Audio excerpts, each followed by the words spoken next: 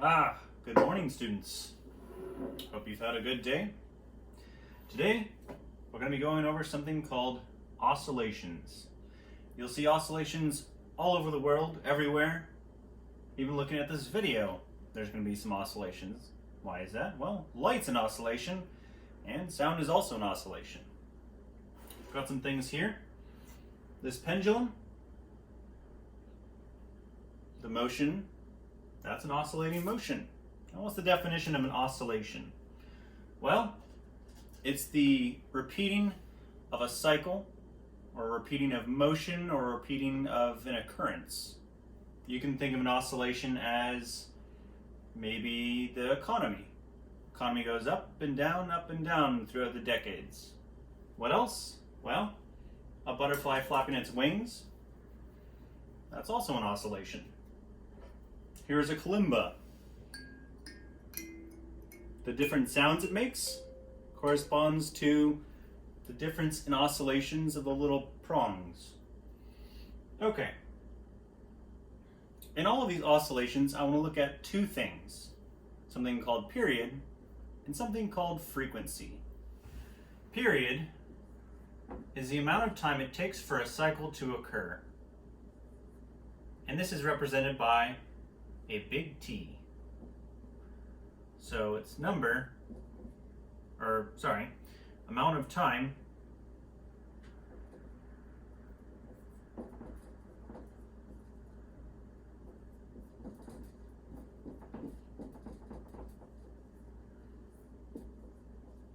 for one cycle to occur. The frequency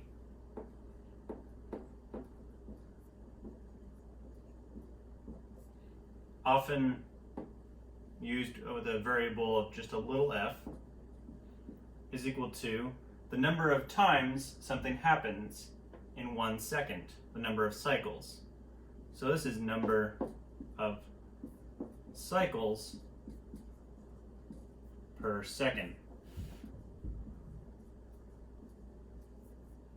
Let's talk about the units of period and frequency.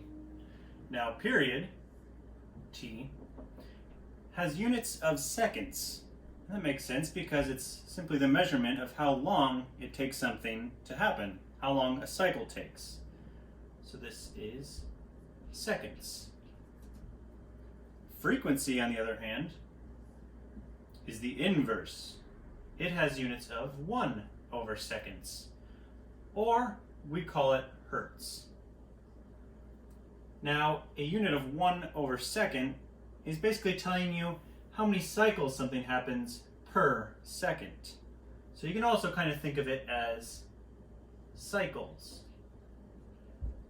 per second. Now, there's an important relationship between these two values, period and frequency. The period, we'll represent as T, is just equal to 1 over our frequency. That's pretty easy. And frequency is equal to 1 all over our period. So we know frequency is cycles per second. Now, when we think about a cycle, we can kind of think about it as a circle, where this entire motion right here is 1 cycle. We can also think about it in terms of radians. How many radians is from here all the way back again? That's going to be 2 pi radians.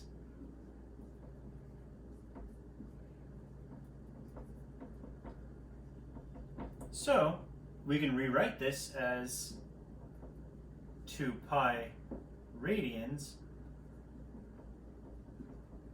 per second. The name that we give this is omega, which is also known as angular frequency.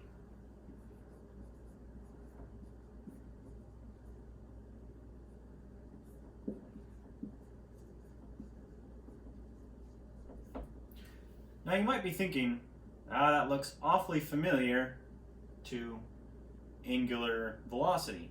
And you're right, they're essentially the same thing.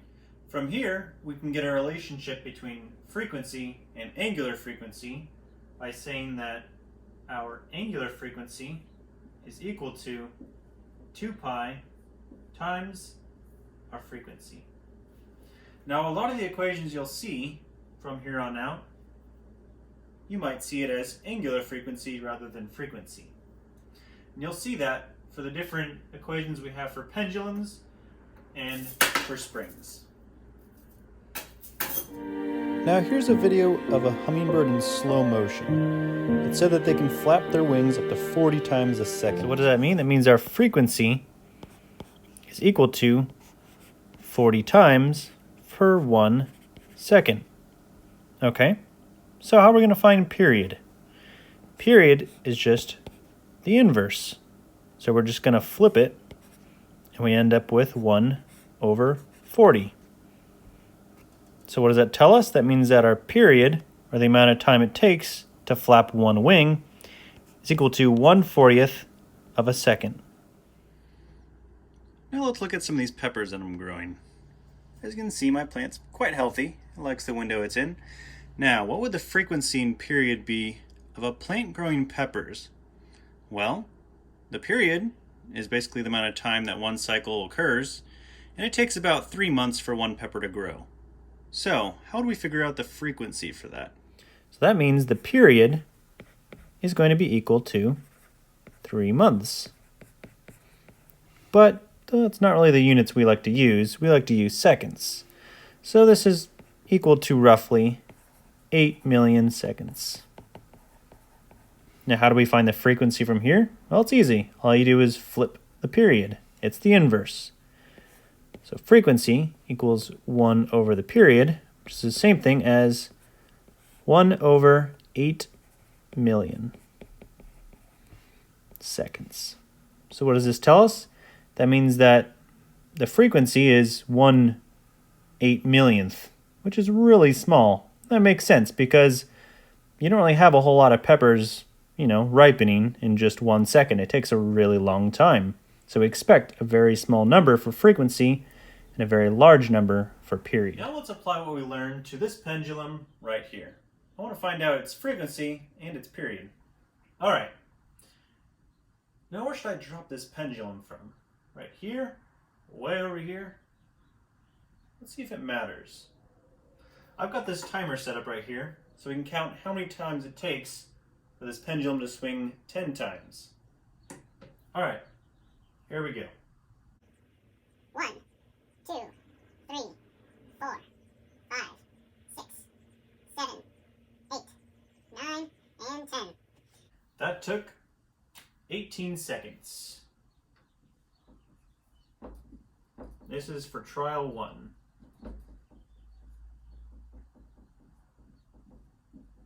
All right, let's try trial 2, but let's make it a tiny little. Let's move it up just a tiny bit and release it and see what happens. So trial 2. All right, here we go. Let's reset. Let's do a tiny one. Here we go. And go. 1, 2, 3, 4, 5, 6, 7, 8, 9, and 10.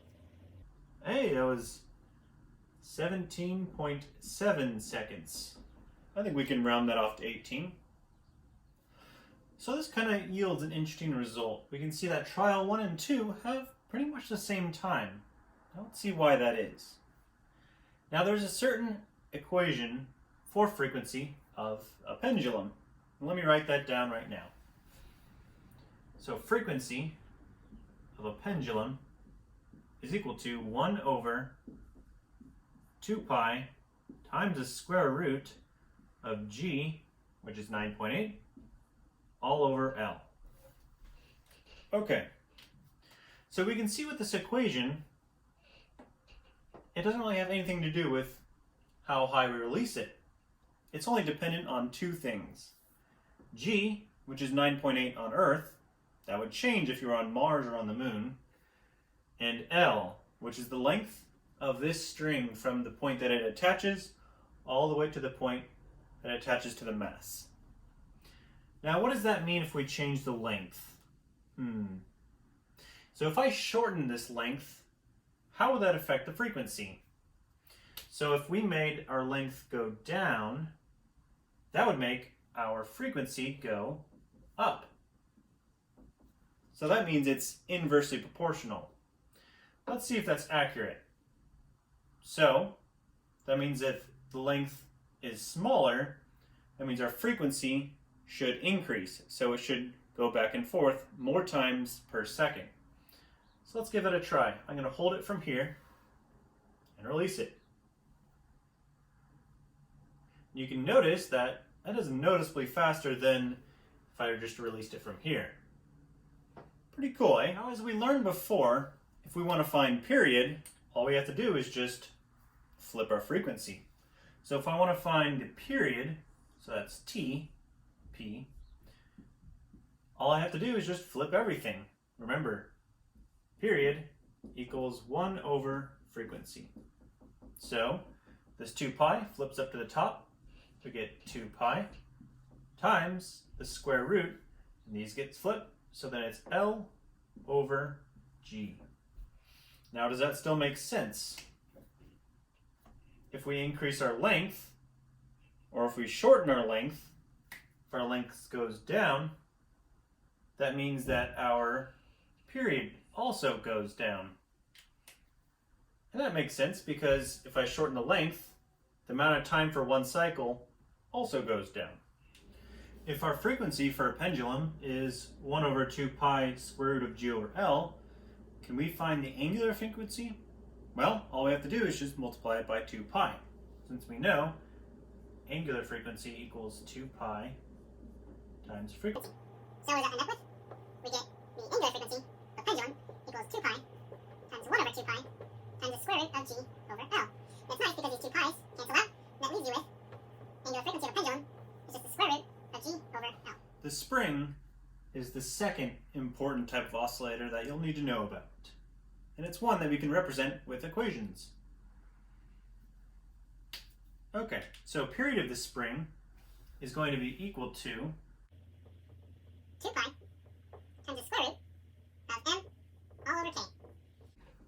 Now if we want to find the frequency, all we have to do is just flip everything. Frequency is equal to 1 over 2 pi times the square root of K over M. Now we learned about angular frequency. This is just equal to square root of K over M. That's because angular frequency is equal to 2 pi times F. So let's look at each of these variables. M, that's going to be the mass of whatever is on the end of the spring. And K, we learned about in our previous video, is basically how springy a spring is. So this slinky has a very low K, and right now it doesn't really have a whole lot of mass attached to it. Normally we consider springs in physics to be massless, but for this case we'll just consider this little chunk down here to be the mass.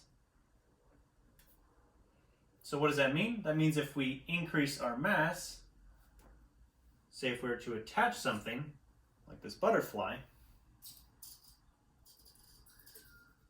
what we're doing is we're increasing our mass. What does that do for our period? That increases our period. What does that do for our frequency? If we increase our mass, our frequency goes down.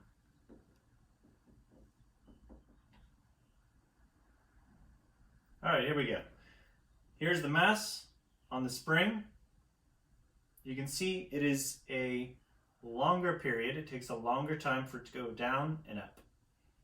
And its frequency is smaller because it happens less times per second. All right, I hope you guys enjoyed that. Stay safe out there, stay healthy, and I'll see you next time. All right, see you guys.